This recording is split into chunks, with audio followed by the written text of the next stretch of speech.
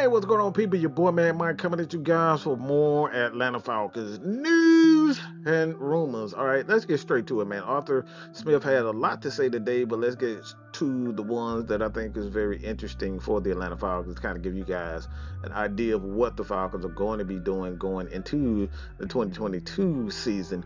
But this was his thoughts on replacing inside linebacker Foye Oluokun. We may change the job description to fit whoever we have back there now. We got guys like Rashawn Evans, those guys. He visited those guys. He visited the Atlanta Falcons. He's a free agent right now. Falcons are still looking for ways to kind of get some salary cap, get Grady Jarrett over, get him a new deal. But Michael Walker is a guy. Evans is a guy they may thinking about bringing in as well. But Deion Jones. I think for the most part, when you look at a guy like Deion Jones, man, I think he'll be the most likely guy to be able to come in, do his thing, and play at a high level. He knows what Dean Pease wants in this defense, and the Falcons. The good thing about a guy like Evans, he knows what Dean Pease. He's played in that system in Tennessee, so it won't be one of those things where it's too much of a change. I think that's a good way to look at it. Having him being a potential replacement for Foye Oluokun. Not to say that Michael Walker won't be a good. I think if given the snaps, given the opportunity, he'll make some plays here and there. This is Arthur on edge. The signing of Lorenzo Carter. He was a very productive down the stretch for the New York Giants in 21. He's hard to block at the point of attack. We're excited to work with Lorenzo. And me, honestly, man, I think this is probably one of the most underrated signings going into 22 seasons, because Falcons, we know they need as many edge guys they possibly can. The absolute failure of Dante Fowler didn't work. Bringing that guy like Lorenzo Carter, if he can stay healthy, I think that'll be a very good signing for the Atlanta Falcons. He was also was asked questions, obviously, about Grady Jarrett and whether or not his extension. He's not going to predict anything. Obviously, the Falcons are never going to predict anything, but he knows. Well, again, that word again. He knows where we stand. We love Grady, but we also understand that players may have their own opinions, and that's welcome.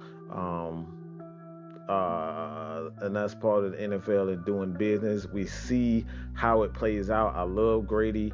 I love to keep coaching him on Jarrett to share his concerns about the rebuild. I like how you said that. Like you said, I like how you said. Jeff Schultz pretty much just tried to get him to say whether or not the Falcons are rebuilding or Grady's thoughts on a rebuild. But I like how you set that up, Jeff, but I'm not going to share any private conversations on whether or not Grady Jarrett is all for a quote-unquote rebuild for the Atlanta Falcons. Jeff, he asked also about whether Grady Jarrett not being a perfect scheme fit for Dean Pease's defense, but he can still be productive. And the thing is, for as a coach, especially a coach like Dean Pease, man, even if a guy isn't a scheme fit for what Dean Pease like to do, you can still put Grady in a position where he can be productive. And I think that's where the focus is. Falcons creating opportunities for Grady Jarrett to do what he does best, and that's rush the passer. And if you can rush the pass, you can stop the run, you can get Grady Jarrett in more pass rush situations. It's a win-win situation. So as long as Grady Jarrett is, this Falcons team is stopping the run, you're going to get the most, you're going to get the best opportunities for Grady Jarrett. Arthur Smith had this to say about the Deshaun Watson situation. He said it was a 75-minute conversation.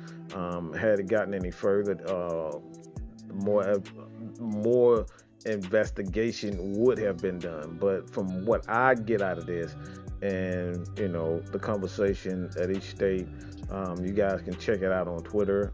You can check it out on the Atlanta Falcons channel as well. Arthur Blank gave his opinion on, they basically got to talk with his attorney, his agent. And the Falcons did not necessarily, in my opinion, I don't think the way that Arthur Blank stated it and worded it, it feels as though that he didn't necessarily get to go too much in detail and on that situation. They got a watered down version of what is, and they took the lawyer's word for it. Whether or not that's good, that's bad, I'm not sure. But from what I understand, I don't think they really got too deep down in that trade situation. Also, Rich McKay announced that the overtime rules for the NFL has been changed, largely due to the Bills' playoff loss in overtime, and a lot of people felt like they deserved enough opportunity, and now it has been changed. I think it's a little bit too late because the Falcons are one of those teams that did not benefit from these overtime rules. The Falcons, look, they lost in overtime. They never had a chance to even get an opportunity to, redeem themselves in the Super Bowl.